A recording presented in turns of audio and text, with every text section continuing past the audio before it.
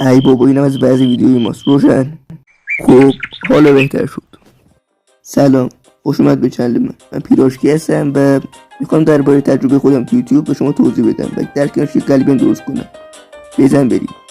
در کل تو این یه ماه که تو یوتیوب بودم با وجود خیلی از یوتیوبرهای مایکرافتی بهتر از من خیلی خوب سابسکرایب گرفتم و هر شورت ویدیوم حدوداً 5 تا 15 سابسکرایب واسم داشته و این رقم خیلی خوبیه. با وجود اینکه 2 تا شورت ویدیو قبلیم که ایتشون رو خیلی بهتر کردم و روشون خیلی زحمت کشیدم زیاد باز نگرفتن، ولی خوب راضی بودم.